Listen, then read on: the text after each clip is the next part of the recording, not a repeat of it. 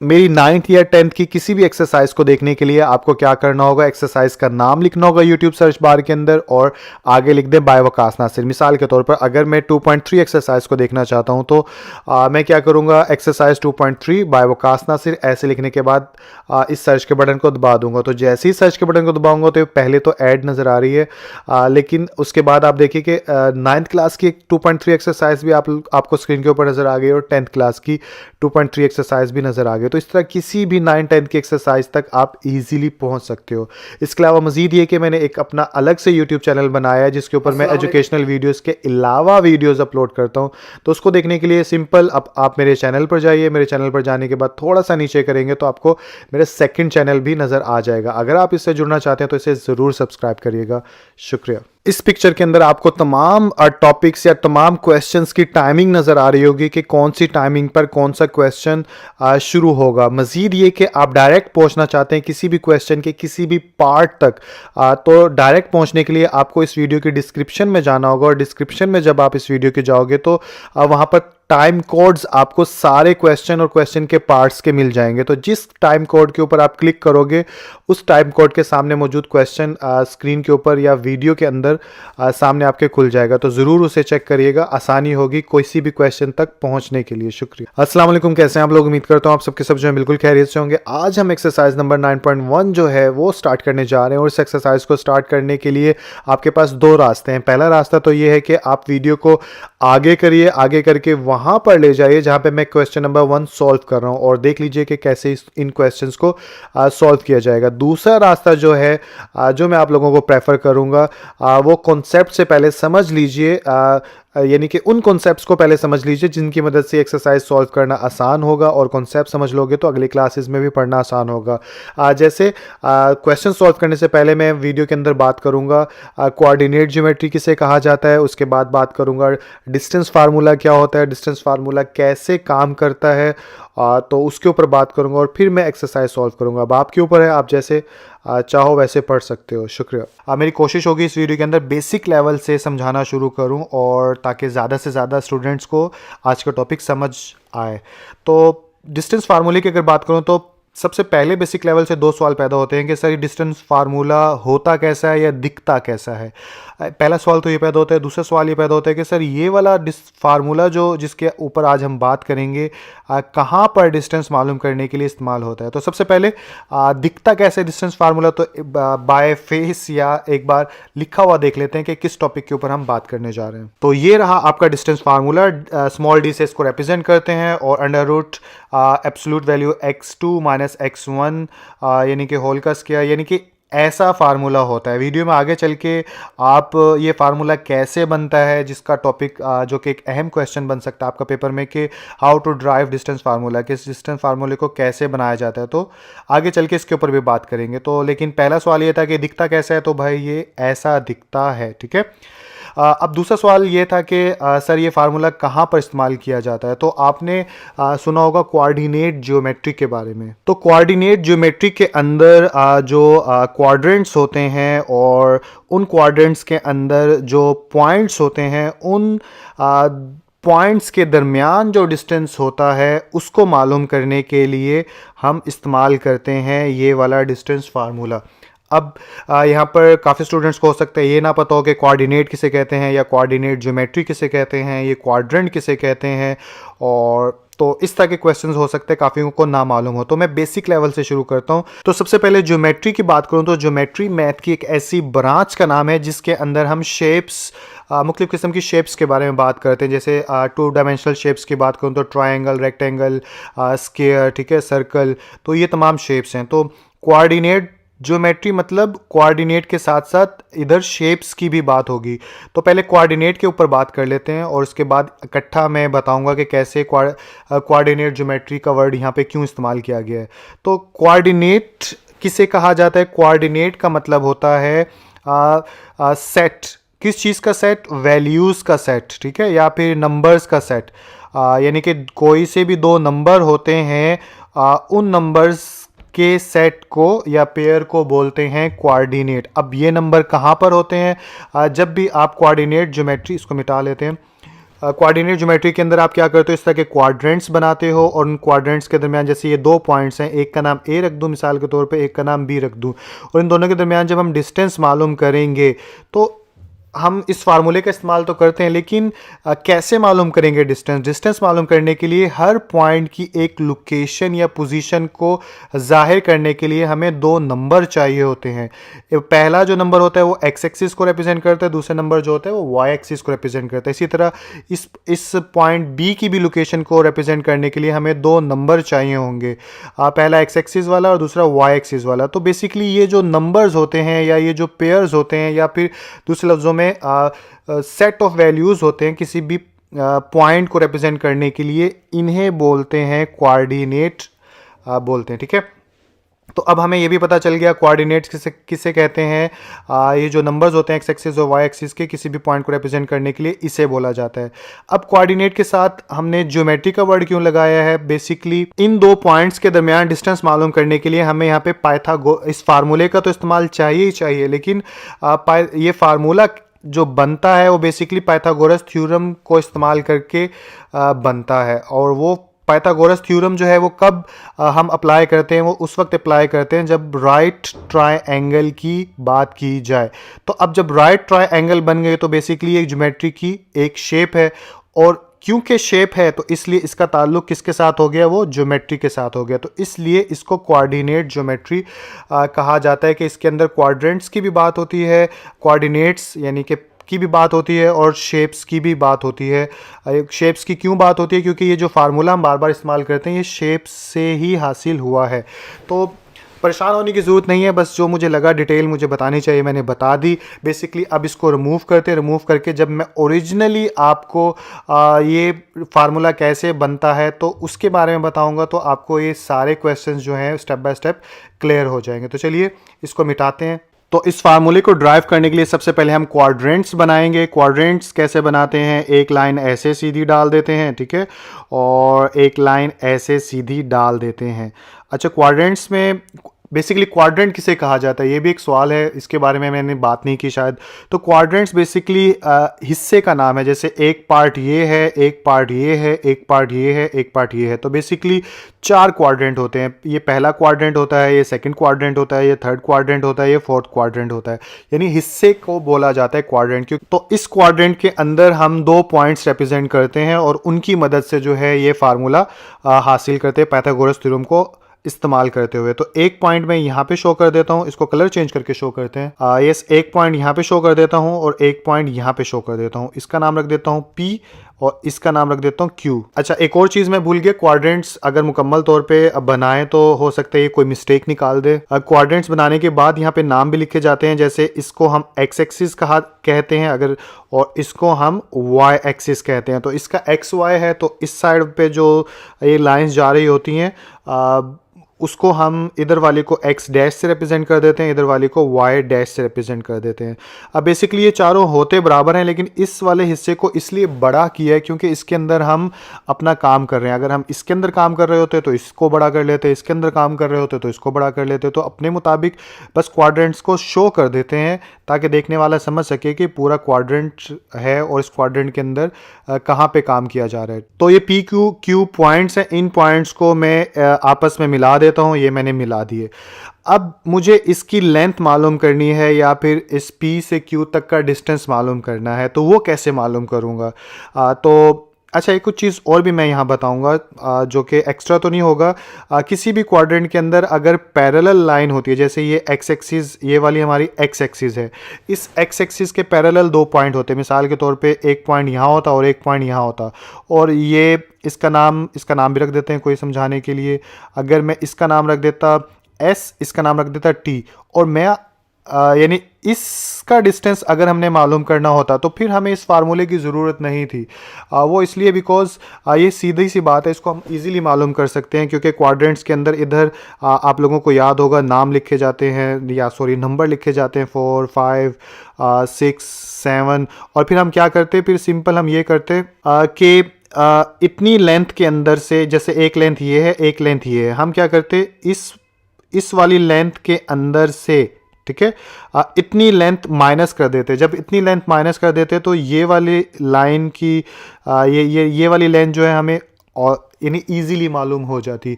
तो इसलिए यानी कि कभी भी क्वाड्रेंट्स के अंदर जो पैरेलल लाइंस होती हैं एक्स एक्सिस के वाई एक्सिस के, तो उनको मालूम करने के लिए हमें फार्मूले की ज़रूरत नहीं होती।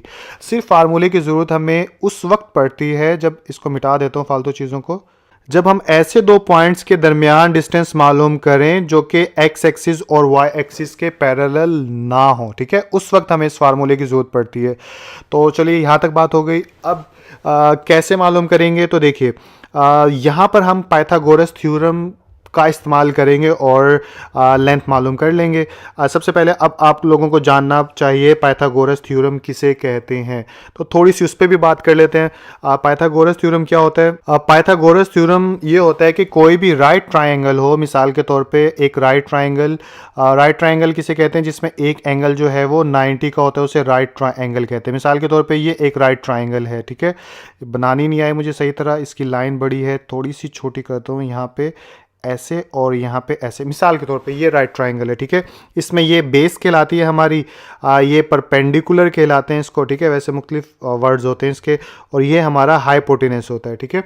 तो पाइथागोरस थ्योरम की खास बात ये होती है कि इसमें हाइपोटेनस जो है वो मालूम किया जा सकता है। यानी कि हाइपोटेनस थ्योरम को अगर मैं डेफिनेशन के अकॉर्डिंग बयान करूँ तो हाइपोटेनस का स्केयर जो होता है वो किसके बराबर होता है? बेस का स्केयर प्लस परपेंडिकुलर का स्केयर। दूसरे लफ्ज़ों में मैं ये भी कह सकता हूँ कि इसका स्केयर प्लस इसका स्केयर जो होता है वो ऑलवेज इक्वल होता है इसके, ठीक है। तो बेसिकली अब अगर पिक्चर में देखें तो हमें पता चल सकता है कैसे, अगर मैं इसको ये यहाँ पे एक लाइन खींच दूँ, ठीक है, और यहाँ पे भी एक लाइन खींच दूँ, और तो बेसिकली अब ये राइट ट्रायंगल हो गई, ये हमारा बेस हो गया, ये हमारा परपेंडिकुलर हो गया, और ये हमारा हाइपोटेनस हो गया। तो अब यानी कि पाइथागोरस साहब क्या बोलते हैं, वो ये बोलते हैं, या ये थ्योरम क्या बोलता है कि अगर आपके पास हाइपोटेनस एक तरफ है, दूसरी तरफ आपके पास क्या है, बेस है, इसका स्केयर ले लो, और उसके बाद परपेंडिकुलर है, इसका स्केयर ले लो, और इन दी एंड तो आप हाइपोटेनस की लेंथ मालूम कर सकते हो। कैसे? मैं इधर भी अंडर रूट ले लूँगा और इधर भी ले लूँगा, ये इससे कैंसिल हो जाएगा, तो हाइपोटेनस हो जाएगा, इधर बच जाएगा बी होल का स्केयर प्लस पी होल का स्केयर। इस हिस्से को अब मैं सॉल्व कर लूँगा। सॉल्व करने के बाद जो आंसर आएगा वो क्या आएगा? हाइपोटेनस, यानी कि ये हमारा हाइपोटेनस था, ये आंसर आ जाएगा। तो आई होप किस तरह से पाइथागोरस थ्योरम अप्लाई होता है इसके ऊपर वो भी आप लोगों को पता चल गया होगा। इसको थोड़ा सा मिटा देते हैं हम और आगे कहानी शुरू करते हैं। तो हमने P और Q की लेंथ मालूम करनी है, डिस्टेंस मालूम करना है, तो इसके लिए हमने, जैसे मैंने बताया, इसको हम राइट ट्रायंगल में कन्वर्ट कर देंगे। तो ये हमने राइट ट्रायंगल में कन्वर्ट कर दिया। एक का नाम P है, एक का नाम Q है, इसका नाम रख लेते हैं हम यहाँ पर N, ठीक है। अब आप लोगों को बताया कि क्वाड्रेंट्स के अंदर जो पोजीशन होती है, जैसे पॉइंट P की पोजीशन है, इसको भी हम कोऑर्डिनेट्स की मदद से रिप्रेजेंट करते हैं, Q को भी और N को भी। तो लेट्स सपोज इसके कोऑर्डिनेट्स मैं लिखता हूँ यहाँ पर x1 P के, और एक का नाम x1 रख दो, तो दूसरे का नाम y कोऑर्डिनेट का नाम हम रख देते हैं y1, ठीक है। उसके बाद Q का नाम हम क्या रखें? Q का नाम, अगर उसका नाम x1 रखा था तो इसका नाम x2 और y2 रख देते हैं, ठीक है। सॉरी, यहाँ पे ब्रैकेट आएगा। यानी ये बेसिकली ये क्या है? ये इनकी पोजीशन है कि किस जगह पे मौजूद है, उस चीज़ को रिप्रेजेंट कर रहे हैं कोऑर्डिनेट्स। आगे अगर चलें तो अगर n कोऑर्डिनेट्स के अगर नाम रखने हो तो ये यहाँ पे नाम कितने आएगा? इसको थोड़ा सा ध्यान से आप देखिएगा कि यहाँ तक जो है उसके डिस्टेंस को x एक्सिस पे x2 से रिप्रेजेंट किया है। तो अगर इस लाइन को मैं लंबा ले आऊँ यहाँ से यहाँ तक, ठीक है, तो अब देखिए, अब यहाँ से और यहाँ तक का डिस्टेंस जो है वो कितना हो गया? x2 हो गया, ठीक है। तो जितना डिस्टेंस यानी यहाँ पर है x एक्सिस पे, उतना ही डिस्टेंस यहाँ पर है, तो इसलिए मैं n के n एक्सिस को यहाँ पर लिख दूंगा x2 से, ठीक है। इसी तरह अब अगर y एक्सिस पे कितनी लेंथ होगी या क्या वैल्यू आएगी, तो जो y की वैल्यू यहाँ है वो यहाँ पे आ जाएगी, बिकॉज आप देखिए कि जितनी हाइट यहाँ से यहाँ तक इस पॉइंट की है नीचे से उतनी ही हाइट एंड पॉइंट की यहाँ से यहाँ तक। तो इसलिए y एक्सिस पे हम यहाँ पे लिख देंगे y1, ठीक है। और बाकी इसको मैं और डिटेल से अभी मैं बताता हूँ, पहले वैल्यूज़ लिख लूँ। ये आ गया y1। आई होप कि आपको पता चल गया होगा कि ये कैसे आया। मैं इनके नाम भी लिख देता हूँ क्योंकि आपकी बुक में जो है नाम लिखे हुए हैं, तो अब मुझे समझ नहीं आ रहा मैं कलर चेंज करके लिखूँ या ऐसे ही चेंज करके लिख देता हूँ। बुक में ब्लैक कलर से ही है, लेकिन आपको कलर चेंज करने का मकसद ये है कि आपको पता चले। तो इस रेड लाइन को मैंने नाम दे दिया y2 का, जिसका डिस्टेंस यहाँ से शुरू होता है और यहाँ तक का होता है, ठीक है। और इसके अलावा इस लाइन को मैंने नाम दे दिया y एक्सिस पे किसका, दोबारा से डालते हैं y1 का। ठीक इसी तरह इस पॉइंट पे x एक्सिस की वैल्यू कहाँ से कहाँ तक है, वो यहाँ से यहाँ तक है, ठीक है। तो यहाँ से यहाँ तक को मैं नाम दे दूंगा x1 का, क्योंकि देखिए यहाँ से यहाँ तक का नाम x1 है। और ठीक इसी तरह अगर और आगे चले तो यहाँ तक का जो डिस्टेंस है x एक्सिस पे, ठीक है, यानी ये वाला यहाँ तक का, तो ये कितना है, इसको हम नाम दे देते हैं x2 का, ठीक है। तो अब आपको आई थिंक चीज़ें समझ में आ गई होंगी कि x2 यहाँ पर क्यों है, क्योंकि यहाँ से यहाँ तक का फासला x2 है। ठीक इसी तरह अगर y2 की बात करें, यहाँ पे y2 क्यों है, क्योंकि y एक्सिस पे, यानी कि अगर यहाँ से दिखाऊं y एक्सिस पे यहाँ से यहाँ तक का फासला जो है वो y2 है। इसी तरह अगर मैं बात करूं इधर y1 क्यों है, क्योंकि यहाँ से यहाँ तक का y एक्सिस पे फासला जो है वो कितना है, वो y1 है। जिन्होंने कोऑर्डिनेट्स को अच्छे से समझा हुआ उनके लिए समझना आसान होगा, इसीलिए मैथ में कॉन्सेप्ट्स के ऊपर हमेशा ध्यान देना चाहिए अगली क्लासेस में, ताकि आसानी हो। अब जो है आसानी के साथ हम पाइथागोरस थ्योरम लगा सकते हैं। इसकी लाइन थोड़ी सी ब्लैक कर दूं ताकि आपको पता चले कि ये हमारी हाइट है और ये हमारी नीचे वाली बेस है। तो अब पाइथागोरस थ्योरम के अकॉर्डिंग, ठीक है, पाइथागोरस यहाँ पे मैं साथ साथ करता जाता हूँ, यहाँ पे लिख देता हूँ बाय पाइथागोरस थ्योरम। उसके मुताबिक क्या होता है कि हाइपोटेनस, जो कि हाइपोटेनस कौन सा है यहाँ पे अगर देखूँ तो ये वाला है पी क्यू, ठीक है। तो यहाँ पे मैं लिख लूँगा पी क्यू, ठीक है, और इसके ऊपर लाइन डाल दूंगा, तो इसका मतलब ये होगा कि लाइन पी क्यू की बात की जा रही है। तो हाइपोटेनस का स्क्वायर बराबर होता है किसके, वो बराबर होता है बेस होल का स्क्वायर। तो बेस कौन सी है, यहाँ से यहाँ तक, वो क्या है, पी एन। कलर चेंज करके दिखाता हूँ, यानी यहाँ से यहाँ तक है पी एन, तो इसलिए यहाँ पर आ जाएगा P N, line P N और होल का स्क्वायर, फिर दरमियान में सॉरी नज़र नहीं आ रहा आपको, ये सब नज़र आ रहा होगा। और इसके बाद परपेंडिकुलर की बात करें तो परपेंडिकुलर कौन सा हो जाएगा, वो हो जाएगा ये वाला। और इसको किस नाम से रिप्रेजेंट किया गया है, Q और N से। तो इसलिए यहाँ पे मैं परपेंडिकुलर यानी कि पाइथागोरस थ्योरम के अंदर जो है इधर लिख लूँगा Q और N और होल का स्क्वायर। तो ये हमारे पास पूरा फार्मूला हो गया पाइथागोरस थ्योरम का, और इनके नाम जो है वो हमने इसके अकॉर्डिंग लिख दिए। अब हमारे पास क्या चैलेंज है कि हमने यहाँ पर वैल्यूज़ पुट करनी है कि ये किसके बराबर हैं। तो वैल्यूज़ पुट करो तो अब हमें पिक्चर साथ साथ देखनी होगी। तो ऊपर करूँ तो सबसे पहले ये पी क्यू जो है ये किसके इक्वल है, ये है इक्वल, आपको नज़र आ रहा है डी के, ठीक है। तो यहाँ पे मैं लिख सकता हूँ डी होल का स्क्वायर।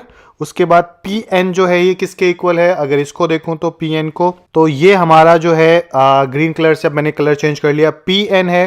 तो ये वैल्यू किसके बराबर हो गया। अब आप गौर से देखिए यहाँ से यहाँ तक का, सॉरी आपको नज़र नहीं आ रहा, नीचे दिखाता हूँ, यानी कि इधर से इधर तक का फासला ये किससे रिप्रेजेंट किया है, ये हमने x2 से रिप्रेजेंट किया है। और इधर से इधर तक का फासला हमने किससे रिप्रेजेंट किया है, x1 से।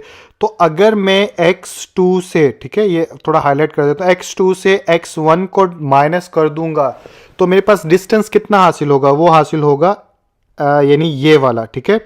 और यही डिस्टेंस जो है यहाँ से यहाँ तक है। तो बेसिकली पी एन जो है वो यहाँ से यहाँ तक का डिस्टेंस है। और ये हमें कब मालूम होगा, ये हमें मालूम होगा, अब मैं आपको लिख के दिखाऊंगा तो आपको समझ में आना चाहिए। इसको पीछे कर लेते हैं, ये मालूम होगा x2 माइनस x1, ठीक है। और यहाँ पे एब्सोल्यूट वैल्यू का सिंबल जिसे मॉड कहा जाता है वो डाल देंगे। ये क्यों लगाते हैं ये भी मैं आप लोगों को बता दूंगा, लेकिन अभी इस पे ध्यान दीजिए।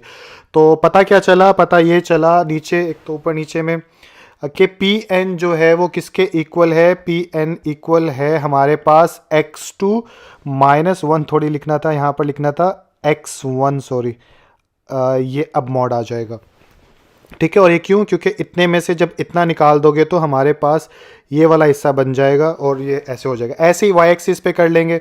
अब वाई एक्सिस यानी कि Q और N, ठीक है। पहले यहाँ लिख देते हैं पी एन किसके इक्वल है वो नीचे, ताकि आप लोगों को साथ साथ चलता है। यहाँ पे मैं लिख दूंगा x2 माइनस x1 और ये आ गया हमारा एब्सोल्यूट वैल्यू के सिंबल, और इसके ऊपर आ जाएगा क्योंकि यहाँ पे भी स्क्वायर है तो इधर भी स्क्वायर आ जाएगा। आगे आ गया प्लस। अब क्यू एन की तरफ चलते हैं। क्यू एन की तरफ अगर चलूँ तो अब आप देखिए, मुझे लेंथ मालूम करनी है इधर से इधर तक की। तो इधर से इधर लेंथ कैसे मालूम होगी, आपको पीछे करके दिखाता हूँ थोड़ा सा, कि यहाँ से यहाँ तक का डिस्टेंस जो है वो क्या है, वो हमारे पास आप देख सकते हो y2 है। और यहाँ से यहाँ तक का डिस्टेंस जो है वो हमारे पास क्या है, वो यहाँ पे आप देख सकते हो y1 है। तो y2 में से y1 निकाल दोगे तो इसको कैसे लिखूंगा, या निकाल दोगे तो आपके पास कौन सी लाइन बचेगी, आपके पास बच जाएगी यहाँ से यहाँ तक की लाइन। और आप देख सकते हो कि यही लाइन जो है पी क्यू के बराबर है। तो बेसिकली इस लाइन को रिप्रेजेंट करने के लिए हम क्या लिखेंगे यहाँ पे, अब इस सारे को रिमूव करके मैं आपको दिखाता हूँ। यहाँ पे हम लिखेंगे कि y2 में से अगर हम माइनस कर दें y1 तो हमारे पास जो लेंथ ऑफ लाइन आ जाएगी वो यही होगी क्यू एन, जो कि रिक्वायर्ड है या हमने मालूम करनी है। तो इसको भी यहाँ से ये ख़त्म कर देते हैं और यहाँ पे मैं लिख लेता हूँ y2 माइनस y1, और यहाँ पे ये एब्सोल्यूट वैल्यू का सिंबल जिसे मॉड कहा जाता है, और यहाँ पे स्क्वायर। अच्छा, अब यहाँ पे ये एब्सोल्यूट वैल्यू यानी कि ब्रैकेट क्यों नहीं आई, जैसे x2 माइनस x1 के आसपास ब्रैकेट्स क्यों नहीं आई, ये सवाल पैदा होता है। तो देखिए, मॉड का मतलब जैसे 5 के आसपास अगर मैं मॉड लगा दूंगा, एब्सोल्यूट वैल्यू के सिंबल लगा दूंगा, तो इसका मतलब ये होता है कि जो भी इसका आंसर आएगा वो हमेशा पॉजिटिव आएगा, ठीक है। अब जैसे x2 माइनस x1 के आसपास लाइन लगा दी तो इट्स मीन जो भी आंसर यहाँ पे आएगा वो क्या आएगा, वो पॉजिटिव आएगा। तो जब किसी भी नंबर या किसी भी चीज़ का आंसर सिर्फ और सिर्फ पॉजिटिव ही आए तो उस सूरत में हम क्या करते हैं, उस सूरत में उस चीज़ के आसपास हम इस तरह के दो लाइंस डाल देते हैं जिन्हें मॉड कहा जाता है। तो क्योंकि डिस्टेंस यानी फासला जो होता है वो हमेशा पॉजिटिव में होता है, फासला कभी भी नेगेटिव में नहीं होता, इसलिए हमेशा डिस्टेंस को रिप्रेजेंट करने के लिए हम आसपास जो है इस तरह के मॉड के लाइन डाल देते हैं या एब्सोल्यूट वैल्यू में डिस्टेंस लिखते हैं, क्योंकि ऑलवेज पॉजिटिव आता है। तो इस सारे को हम मिटा देते हैं क्योंकि अब हमें मॉड की भी समझ में आ गई। और आगे अगर चलें तो अब इस क्योंकि हमें हाइपोटेनस मालूम करने, इधर स्क्वायर है, स्क्वायर खत्म करने के लिए मैं बोथ साइड पे स्क्वायर रूट ले लूँगा। जब बोथ साइड पे स्क्वायर रूट लूँगा तो क्या हो जाएगा, ले लेता हूँ, यहाँ पे आ जाएगा डी स्क्वायर और इधर x2 माइनस x1 और ये ऐसे प्लस y2 माइनस y1 और ये ऐसे आ जाएगा, और यहाँ पे भी स्क्वायर ले लिया मैंने, ठीक है। अब ये इससे कैंसिल हो जाएगा, और जब भी स्क्वायर लेते हैं तो यहाँ पे क्या आ जाता है, प्लस माइनस का सिंबल भी आ जाता है।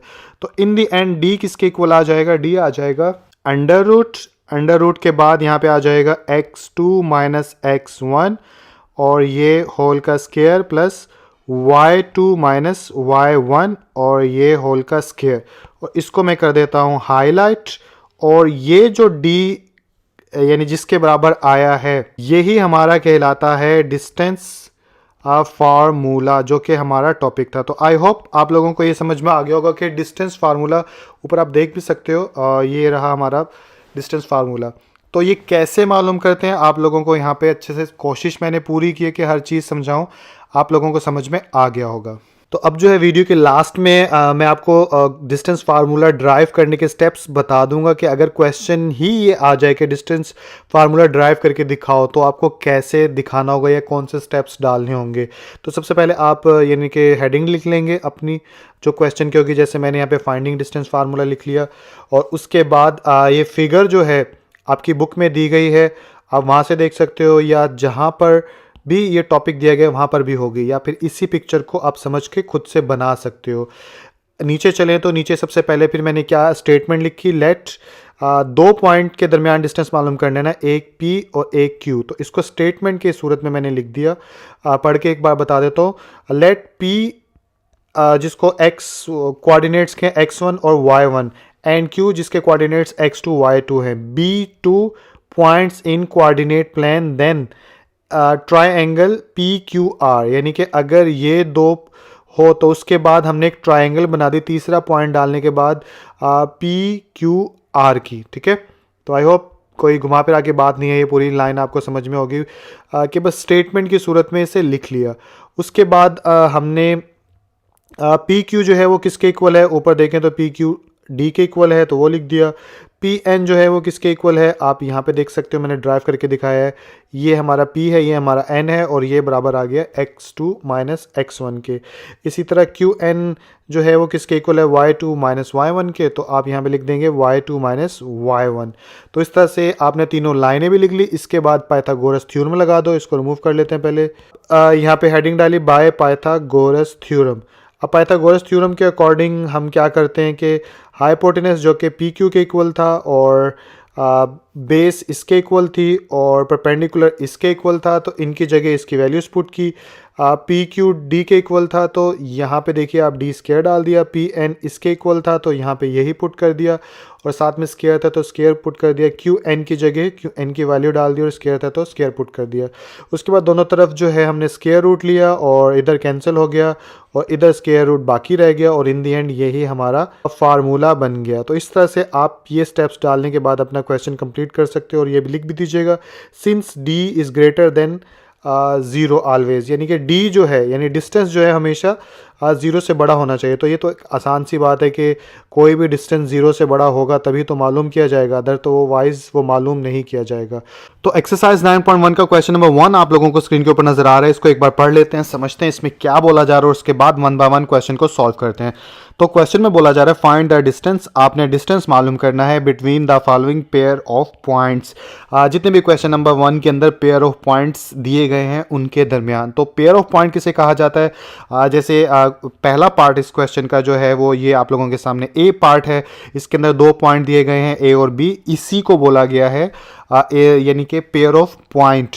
और इन पॉइंट्स के दरमियान फासला मालूम करने का फार्मूला जो है आप लोगों को पता है। अगर वीडियो को पीछे से देखा तो आपको तमाम चीज़ें अच्छे से समझ में आ जाएंगी, और अगर नहीं देखा और चैप्टर नंबर 8 की है तब भी आपको अच्छे से समझ में आ जाएगा। तो चलिए इसको सॉल्व करते हैं। सॉल्व करूं तो सबसे पहले इसको सॉल्व करने के लिए मैं लिखूंगा यहाँ पे सोल्यूशन, और सोल्यूशन लिखने के बाद जो है एक बार क्वेश्चन को दोबारा से उतार लेते हैं। A हमारे पास है 9 2 के, ये कोऑर्डिनेट्स A के आ गए। अगर B की बात करूं तो B इक्वल है हमारे पास, सॉरी इक्वल का साइन डाल रहा, B पॉइंट जो है उसके कोऑर्डिनेट्स हैं 7 2, और ये AB आ गया। इसके बाद आप यहाँ पे लिख सकते हैं वी नो दैट के पॉइंट्स के दरमियान डिस्टेंस मालूम करने का फार्मूला क्या होता है, या फिर आप डायरेक्टली यहाँ पे लिख लो D is equal to, formula क्या है, यहाँ पे फार्मूला अगर आप लोगों को याद होगा तो x2 माइनस x1 और ये स्क्वायर, और उसके बाद आ जाएगा प्लस, और ये फिर मॉड का साइन आ जाएगा, और फिर ये y2 माइनस y1 यहाँ पे ये आ जाएगा, और ये होल का स्क्वायर।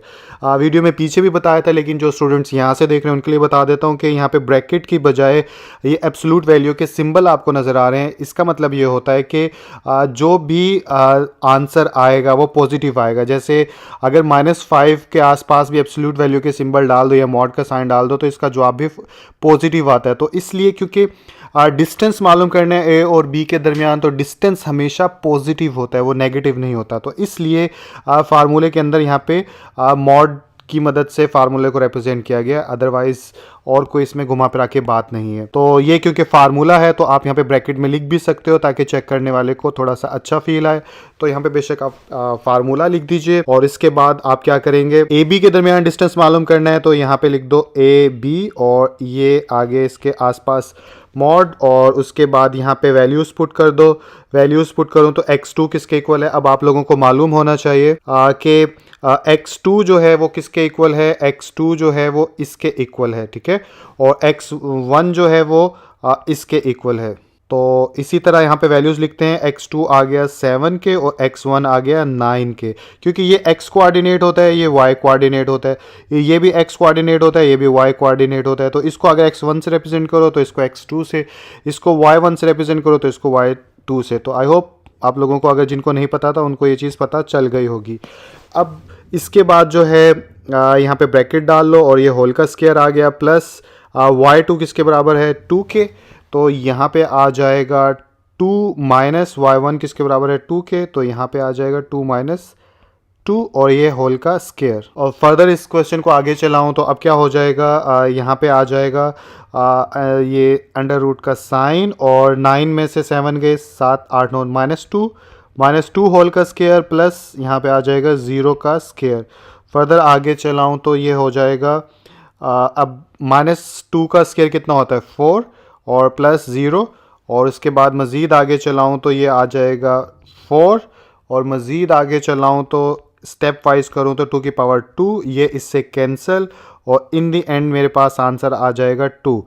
तो ए बी जो है लाइन या दो पॉइंट्स के दरमियान जो था डिस्टेंस वो 2 आ गया, ये हमारे पास डिस्टेंस आ गया जो कि हमने डिस्टेंस फार्मूले को इस्तेमाल करके मालूम कर लिया। तो इसी तरह सारे क्वेश्चंस होंगे, मैं 1 बाय 1 सारे सॉल्व कर देता हूँ। क्वेश्चन नंबर 1 का पार्ट सेकंड आप लोगों के सामने है, इसको सॉल्व करें तो सबसे पहले लिखेंगे सोल्यूशन, और सोल्यूशन लिखने के बाद जो है इधर ए को क्वेश्चन को दोबारा लिख लेते हैं 2 -6, और बी पॉइंट कौन सा है b इंटू 3 -6, ये 2 पॉइंट्स आ गए। उसके बाद फार्मूला क्या है डिस्टेंस का, d is equal to x2 -x1 mod whole का स्क्वायर, उसके बाद दरमियान में प्लस, और यहाँ पे y2 -y1 मॉड होल का स्क्वायर, ऊपर आ जाएगा इनके रूट का साइन। इसके बाद क्योंकि ये फार्मूला है तो यहाँ पे हम लिख भी देते हैं, चेक करने वाले को पता रहे कि ये फार्मूला लिखा है, ये ब्रैकेट डाल दी। उसके बाद ए बी मालूम करने जा रहे हैं, ए और बी के दरमियान का फासला, तो मॉड के साथ इसको रिप्रेजेंट कर दिया। इधर x2 कौन सा है, x2 ये है, x1 ये है, तो 3 -2 आ जाएगा, तो इधर आ जाएगा 3 -2, और ये आ गया होल का स्क्वायर। इधर चलें तो y2 कौन सा है -6, और y1 भी -6 है, तो यहाँ पे आ जाएगा -6 और फिर माइनस इंटू -6, और ये यहाँ पे स्क्वायर आ जाएगा, और इसके बाद ये इसके ऊपर रूट का साइन आ गया। फर्दर आगे चलें तो यहाँ पे क्या आ जाएगा, 3 में से 2 गया 1 होल का स्क्वायर, इधर आ जाएगा प्लस -6 + 6 होल का स्क्वायर, और क्योंकि माइनस माइनस प्लस होता है। आगे अगर चलें तो इधर आ जाएगा 1 होल का स्क्वायर प्लस अब 0 होल का स्क्वायर। अब 0 होल का स्क्वायर लिखो या ना लिखो कोई फ़र्क नहीं पड़ता, या लिख देते हैं इस स्टेप में। और उसके बाद जो है आगे अगर चलूँ तो अब क्या हो जाएगा, 1 होल का स्क्वायर रूट, ये इससे कैंसिल हो जाएगा, पीछे 1 बच गया, तो ए बी हमारे पास आ गया 1, और यही हमारा आंसर होगा। ठीक है, तो क्वेश्चन नंबर 1 का पार्ट सी आप लोगों को स्क्रीन के ऊपर नजर आ रहा है। इसको सॉल्व करने जाओ तो सबसे पहले लिखेंगे सोल्यूशन, और सोल्यूशन लिखने के बाद एक बार क्वेश्चन दोबारा उतार लेते हैं, -8, 1, और बी पॉइंट कितना है, बी है 6 के और 1 कोऑर्डिनेट्स के। इसके बाद यहाँ पे जनरल फॉर्म में डिस्टेंस लिख लो, या पे वी नो दैट लिखने के बाद लिख लो, और यहाँ पे डिस्टेंस का फार्मूला क्या है, x2 -x1, और ये मॉड होल का स्क्वायर प्लस उसके बाद आ जाएगा y2 -y1, और ये होल का स्क्वायर, और यहाँ पे लिख लेंगे हम फार्मूला, ताकि चेक करने वाले को पता चले कि हमने फार्मूला को इंडिकेट किया है यहाँ पर। उसके बाद लाइन ए बी जो है वो जो बनेगी, अब वो यहाँ पे रूट का साइन। उसके बाद अब आप लोगों को हाईलाइट करने की ज़रूरत तो नहीं है, x2 कौन सा है साथ साथ बताता रहता हूँ। x2 हमारे पास 6 है, ठीक है, तो यहाँ पे आ जाएगा 6 माइनस इंटू -8, ठीक है, और ये होल का स्क्वायर हो जाएगा, प्लस y2 कितना है, y2 जो है वो 1 है, तो यहाँ पे आ जाएगा 1 -1 होल का स्क्वायर। उसके बाद आगे अगर चलूँ तो अब क्या हो जाएगा, 6 + 8 होल का स्क्वायर प्लस 0 होल का स्क्वायर, और ये आ गया रूट का साइन। फर्दर आगे चलूँ तो 6 और 6 12, 13 14, यानी 14 होल का स्क्वायर, और 0 तो अब लिखते नहीं है, तो यहाँ पे आ गया अंडर रूट। इसके बाद 14 का स्क्वायर कितना होता है, बल्कि हम ऐसा करेंगे कि स्क्वायर रूट से कैंसिल हो जाएगा, पीछे 14 ही बच जाएगा। तो ए बी जो है वो हमारे पास कितना आया 14, और यही हमारा आंसर होगा। तो क्वेश्चन नंबर 1 का डी पार्ट है, इसको अगर सॉल्व करूं तो यहाँ पे लिखूंगा सबसे पहले सॉल्यूशन, और सॉल्यूशन लिखने के बाद जो है इधर लिख लेता हूँ ए किसके इक्वल है, वो है -4 और √2 के, और b किसके इक्वल है, b बराबर है, सॉरी फिर इक्वल का साइन डाल रहा हूँ, -4 और -3 के। और जनरल फॉर्म में अगर फार्मूला लिखें तो क्या है वो x2 -x1, और ये होल का स्क्वायर, और उसके बाद प्लस यहाँ पे आ जाएगा y2 -y1, और ये होल का स्क्वायर, और ये इनके ऊपर आ गया रूट का साइन। अब यहाँ पे क्योंकि ये फार्मूला है तो आप मेंशन भी कर दीजिएगा ब्लू मार्कर से या फिर ऐसे फार्मूला ब्रैकेट डाल के, और उसके बाद ये हो जाएगा ए बी, दो मॉड की लाइंस, वैल्यूज़ पुट करें तो x2 किसके इक्वल है, साथ साथ बताऊं तो x2 है इसके इक्वल, तो यहाँ पे आ जाएगा -4, उसके बाद दरमियान वाला माइनस, और x1 कितना है वो भी -4 के इक्वल है, तो यहाँ पे आ जाएगा -4, ठीक है। और ये आ गया हमारे पास होल का स्क्वायर। उसके बाद आ गया प्लस y2 कितना है, y2 -3 के है, तो यहाँ पे आ जाएगा -3, और ये √2 के है, तो उसके बाद आ जाएगा -√2, और ये आ गया होल का स्क्वायर, और ये इसके ऊपर आ गया अंडर का साइन। आई होप समझ में आ गया होगा। और उसके बाद ये हो जाएगा -4 +4 होल का स्क्वायर, और यहाँ पे आ जाएगा प्लस -3 √2 होल का स्क्वायर, और यहाँ पे ये अगेन से रूट का साइन। फर्दर आगे चलाऊँ तो ये हो जाएगा 0, क्योंकि +-4 यानी 0 हो जाएगा, 0 का स्क्वायर 0 होता है, और यहाँ पे आ जाएगा प्लस, और -3 √2 होल का स्क्वायर, और ये आ जाएगा ऐसे। और इसके बाद आगे क्या करेंगे, इसके बाद हम यहाँ पे रूट का साइन बाद में डालते हैं। अब इसके अंदर से माइनस कॉमन लिया जा सकता है, तो यहाँ पे -1 कॉमन ले लेंगे, और अंदर क्या बच जाएगा 3 पॉजिटिव हो जाएगा कॉमन लिया तो, और प्लस √2 हो जाएगा। और क्योंकि -1 इसके अंदर से कॉमन लिया है तो इसलिए यहाँ पे भी स्क्वायर आ जाएगा, यहाँ पे भी स्क्वायर आ जाएगा, और ये जो रूट चलता आ रहा है साथ साथ हम ये भी डाल देंगे। इसके बाद फर्दर आगे चलेंगे तो -1 का स्क्वायर क्या होता है 1, ठीक है, और यहाँ पे आ जाएगा 3 + √2 होल का स्क्वायर, ठीक है, और ये ऐसे हो जाएगा। अब इसके बाद जो है ये इससे कैंसिल हो जाएगा, तो 3 + √2 हमारे पास फाइनली आंसर आ जाएगा, और यहाँ पे आप लिख लोगे ए बी और मॉड के सिंबल डाल दोगे, ठीक है। आई होप ये क्वेश्चन भी आप लोगों को समझ में आ गया होगा। तो ई पार्ट है हमारे सामने, इसको सॉल्व करते हैं। इसको सॉल्व करने के लिए हमने सबसे पहले लिखा सॉल्यूशन, और सॉल्यूशन लिखने के बाद एक बार क्वेश्चन को दोबारा उतारें तो ए है हमारे पास 3 और -11, और बी पॉइंट जो है वो क्या है 3 और -4। इसके बाद फार्मूला जो है डिस्टेंस मालूम करने का वो लिख लेते हैं हम, वो है x2 -x1, और ये मॉड, और यहाँ पे होल का स्क्वायर, उसके बाद आ जाएगा प्लस, और यहाँ पे आ जाएगा y2 -y1, और ये होल का स्क्वायर, और ये इसके ऊपर रूट का साइन। इसके बाद जो है यहाँ पे आप फार्मूला भी लिख लें ताकि सबको पता रहे कि ये फार्मूला के तौर पे इस्तेमाल किया हमने।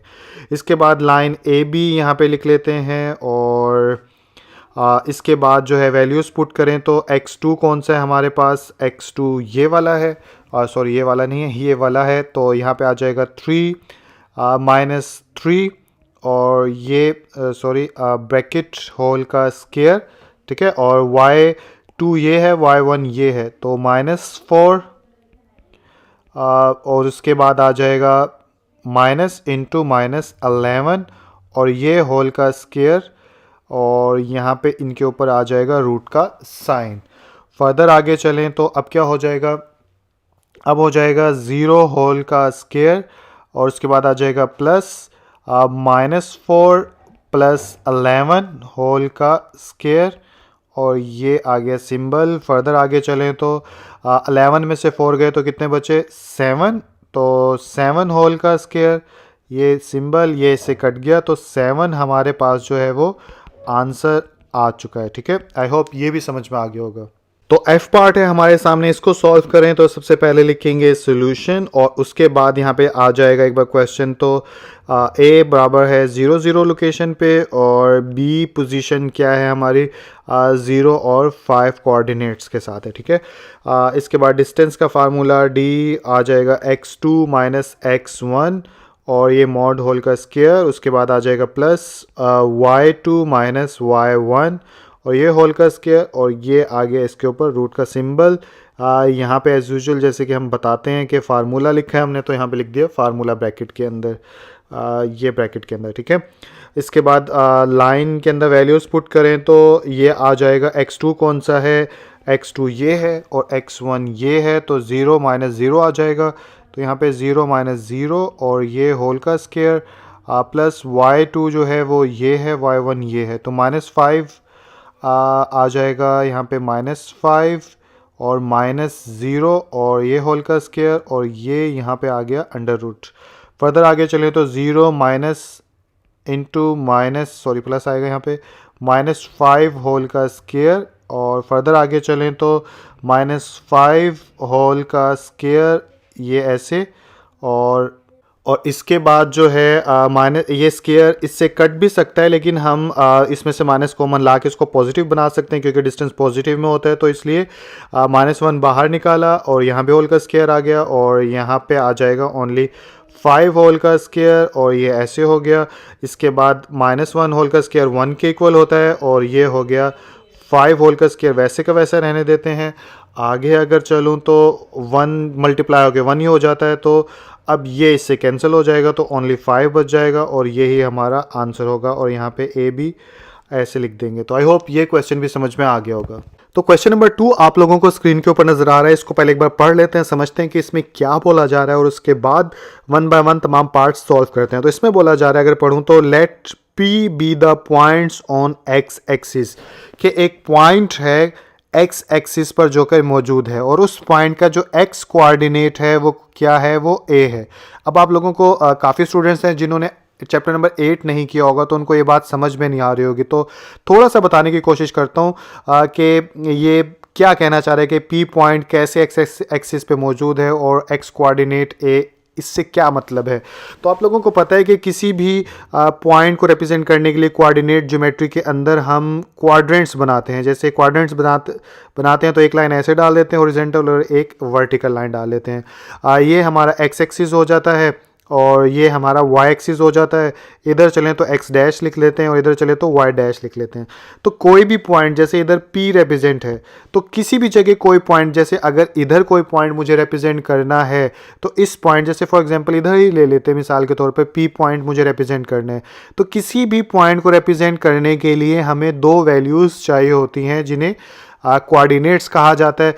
जो पहली वैल्यू होती है, ठीक है, हम यानी कि इसको अगर a से रिप्रेजेंट कर दें, जो पहली वैल्यू होती है उसको बोलते हैं x कोऑर्डिनेट और जो दूसरी वैल्यू होती है किसी भी पॉइंट को रिप्रेजेंट करने के लिए, जिसको अगर मैं b से रिप्रेजेंट कर देता हूं, उसको बोलते हैं y कोऑर्डिनेट। तो सीखा आपने क्या, किसी भी पॉइंट को रिप्रेजेंट करने के लिए हमें 2 कोऑर्डिनेट्स चाहिए होते हैं।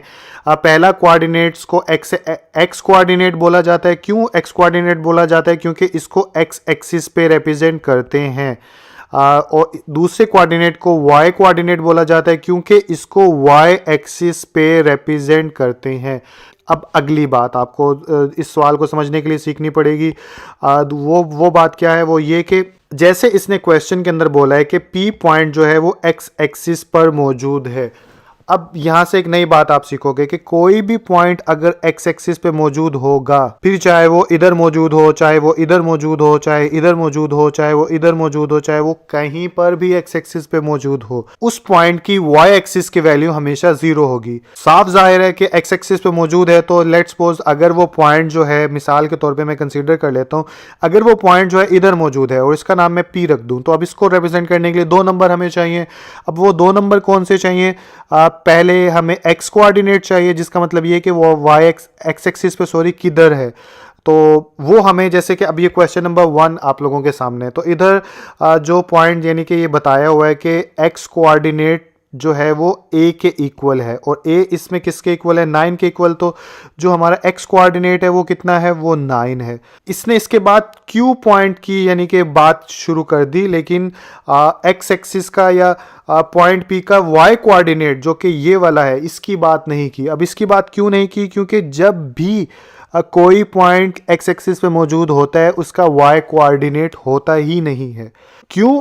क्योंकि y एक्सिस पे कोई फासला कवर होगा, पॉइंट थोड़ा सा y एक्सिस से ऊपर होगा तो y कोऑर्डिनेट की वैल्यू होगी ना, अदरवाइज नहीं होगी। ठीक इसी तरह जैसे क्वेश्चन में आगे अगर बताया गया जैसे and q be the point on y axis, Q एक पॉइंट है जो कि y एक्सिस पे मौजूद है विद y कोऑर्डिनेट b, जिसका एक ही कोऑर्डिनेट मौजूद है जो कि क्या है, b।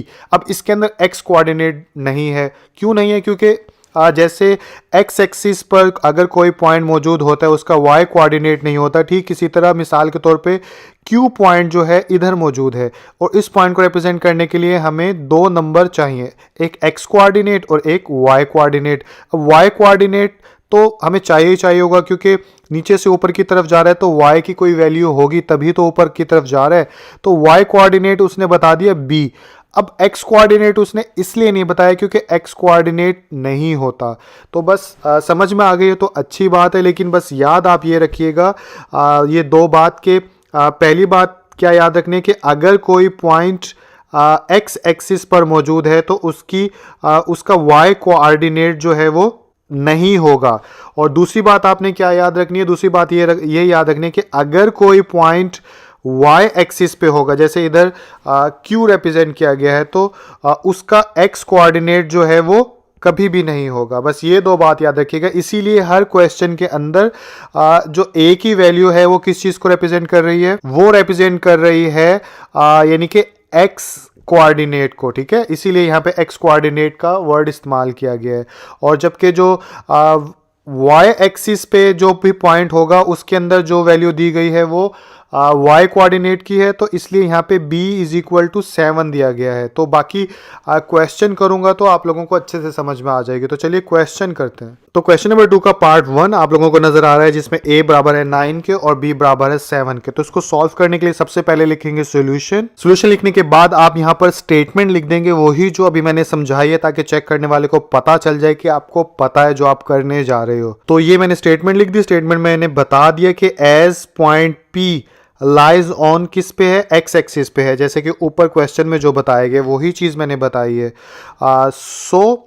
यानी कि x एक्सिस पे मौजूद है, सो इट्स y कोऑर्डिनेट क्या हो जाएगा, वो 0 हो जाएगा। तो अभी मैंने बताया कि जो x एक्सिस पे पॉइंट मौजूद होता है उसका y कोऑर्डिनेट 0 होता है। ठीक इसी तरह q पॉइंट जो है वो लाइज, यानी लाइज का मतलब होता है मौजूद होना, वो y एक्सिस पे मौजूद है तो इसका x कोऑर्डिनेट 0 होगा। ठीक है, तो ये चीज़ मैंने मेंशन कर दी। अब इसके अकॉर्डिंग जो है मैं क्वेश्चन आगे बढ़ा लूँगा। आगे बढ़ाऊँ तो अब यहाँ पे लिखूँगा 100, और 100 लिखने के बाद यहाँ पे कोऑर्डिनेट्स लिख दूंगा। जैसे पहला P पॉइंट था तो P पॉइंट का x कोऑर्डिनेट होता है, A हमारा x कोऑर्डिनेट को रिप्रेजेंट कर रहा है तो यहाँ पे आ जाएगा 9, और इसका y कोऑर्डिनेट नहीं होता तो वो 0 आ गया। ठीक इसी तरह दूसरा पॉइंट जो था वो Q था, जो कि y एक्सिस पे मौजूद था, तो इसका x कोऑर्डिनेट नहीं होता तो इसलिए यहाँ पे आ जाएगा 0, और इसका y कोऑर्डिनेट जो है वो कौन सा है, b, यानी कि 7 यहाँ पे लिख लूँगा 7। और उसके बाद जो है अब ये बिल्कुल आपका पिछले क्वेश्चन की तरह हो गया, आसान सी बात है। अब आप यहाँ पे डिस्टेंस का फार्मूला लगा दोगे तो d किसके बराबर होता है, d बराबर होता है x2 माइनस x1, और ये मॉड और ये होल का स्क्वायर प्लस उसके बाद आ जाएगा y2 minus y1 mod whole का स्क्वायर, और इसके बाद आ जाता है स्क्वायर रूट या अंडर रूट, इसको रेडिकल का साइन जो है ये डाल दो ऊपर। और उसके बाद यहाँ पे क्योंकि ये फार्मूला लगा है तो आप यहाँ पे मेंशन भी कर दो कि ये फार्मूला लगा है। फार्मूला लगने के बाद आपने डिस्टेंस मालूम करने पी क्यू का, तो यहाँ पे पी क्यू डाला और वैल्यूज़ पुट की, तो क्या आ जाएगा, x2 हमारे पास कौन सा होता है, ये 0, तो यहाँ पे आ जाएगा 0। x1 जो है वो 9 के इक्वल होता है तो यहाँ पे आ जाएगा 9, 0 माइनस 9 होल का स्क्वायर प्लस y2 कौन सा है, 7, और तो यहाँ पे आ जाएगा प्लस डालने के बाद 7 माइनस 0 होल का स्क्वायर, और ये आ गया हमारे पास रूट का साइन।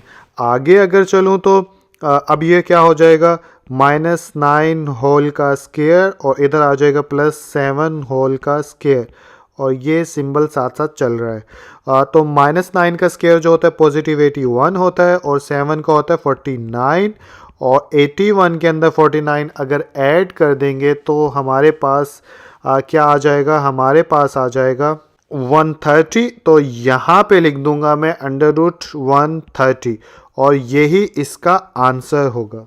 तो क्वेश्चन नंबर 2 का पार्ट सेकंड आप लोगों को नजर आ रहा है, जिसमें a की वैल्यू है 2 के बराबर और b की वैल्यू है 3 के बराबर। तो इसको सॉल्व करने के लिए सबसे पहले लिखेंगे सॉल्यूशन, और सॉल्यूशन लिखने के बाद अब स्टेटमेंट लिख देते हैं। तो ये मैंने स्टेटमेंट लिख दी, जिसमें मैंने बता दिया कि पॉइंट p जो है वो x एक्सिस पे मौजूद है, इसलिए उसका y कोऑर्डिनेट 0 होगा, और q पॉइंट जो है वो y एक्सिस पे मौजूद है, इसलिए उसका x कोऑर्डिनेट 0 होगा।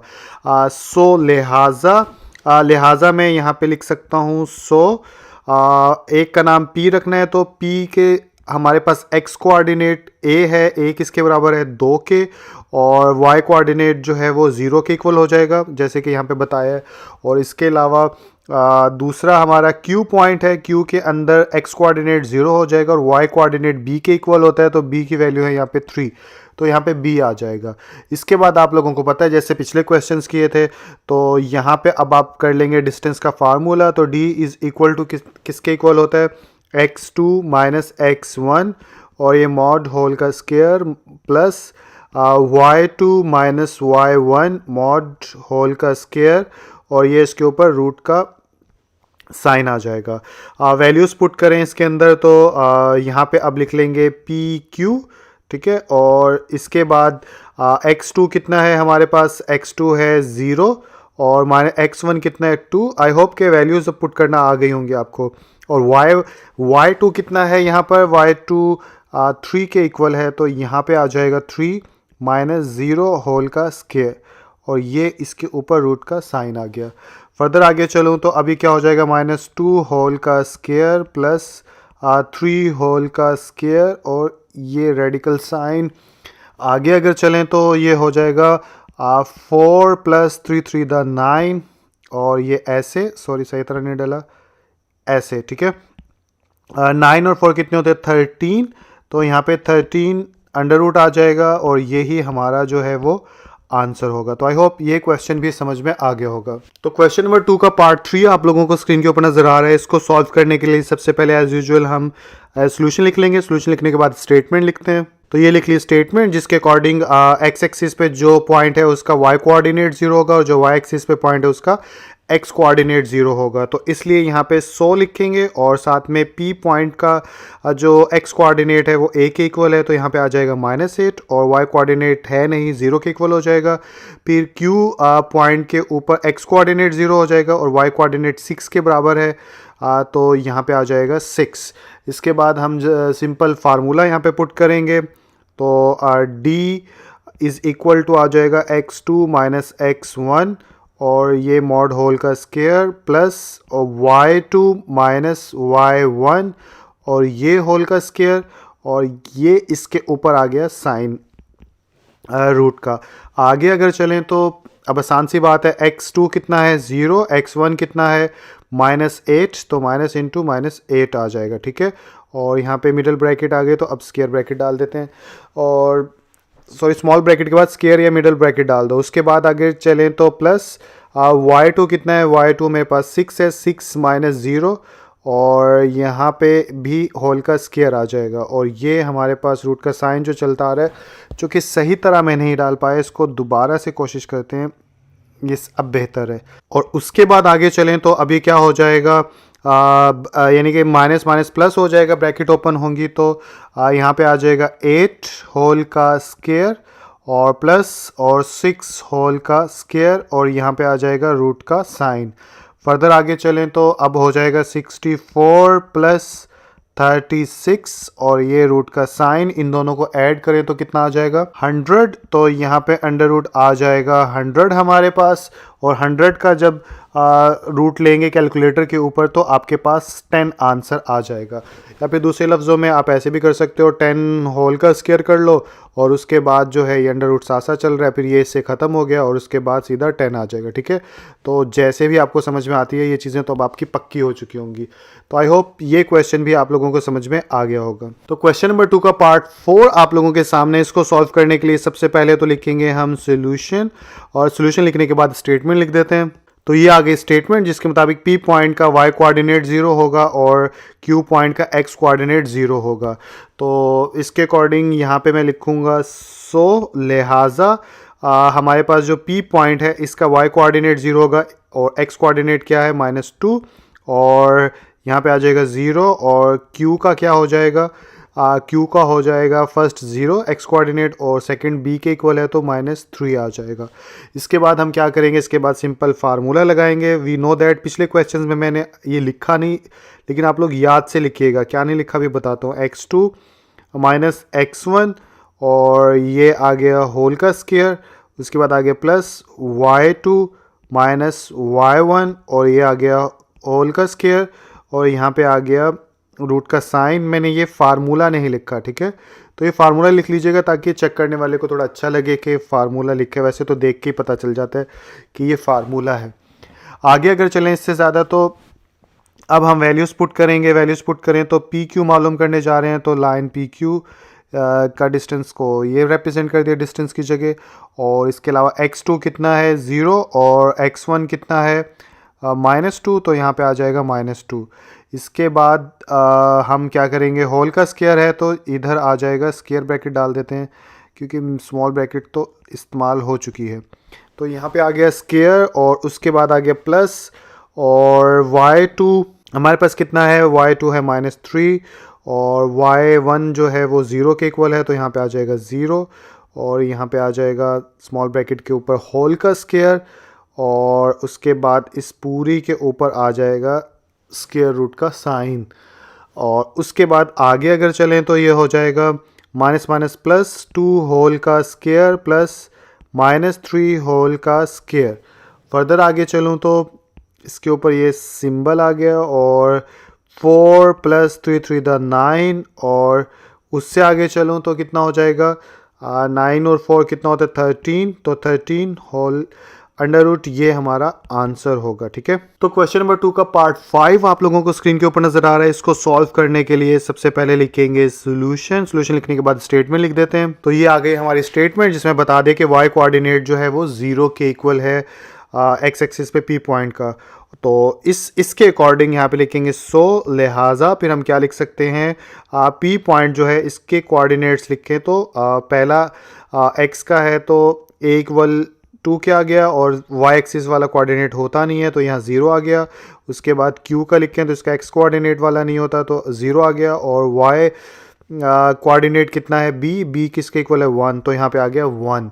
इसके बाद वी नो डैट लिख सकते हो या फिर डायरेक्ट d = x2 - x1, और ये स्क्वायर प्लस y2 - y1, और ये होल का स्क्वायर, और फिर ये अंडर रूट, और यहाँ पे आप लिख लोगे फार्मूला ताकि पता चले कि क्या लिखे हमने। ठीक है, उसके बाद इसके अंदर वैल्यूज़ पुट कर देते हैं हम। वैल्यूज़ पुट करूँ तो अब यहाँ पे मैं लिख सकता हूँ PQ, और इधर लिख सकता हूँ x2 किसके इक्वल है 0 -√2, और यहाँ पे आ जाएगा होल का स्क्वायर प्लस y2 है 1 -0 होल का स्क्वायर, और यहाँ पे भी हमारा रूट का साइन आ गया, -√2 होल का स्क्वायर प्लस 1 होल का स्क्वायर, और यहाँ पे आ गया ये इस तरह से। आगे अगर चलें तो अब माइनस का यानी स्क्वायर जब भी होता है वो पॉजिटिव हो जाता है,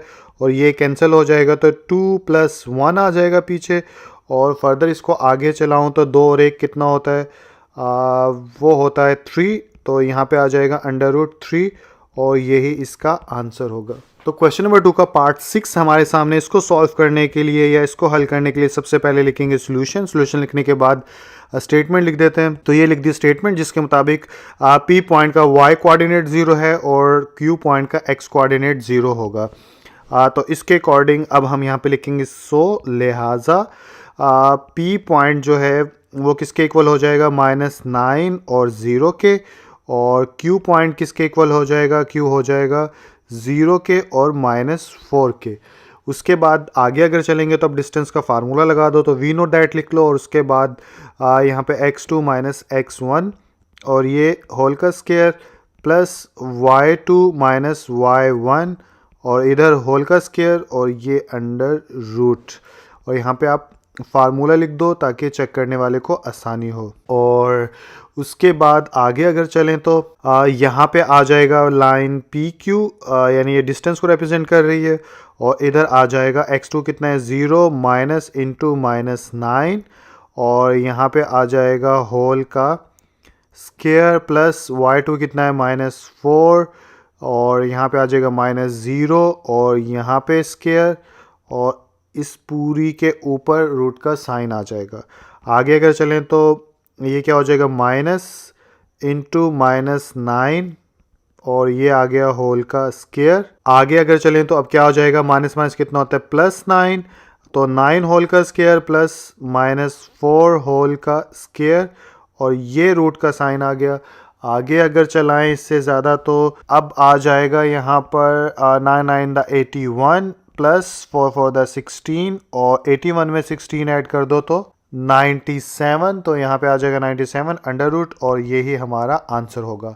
तो इसके साथ ही एक्सरसाइज ख़त्म हो गई। आई होप ये एक्सरसाइज आप लोगों को अच्छे से समझ में आई होगी और डिस्टेंस फार्मूले की प्रैक्टिस भी आप लोगों की होगी।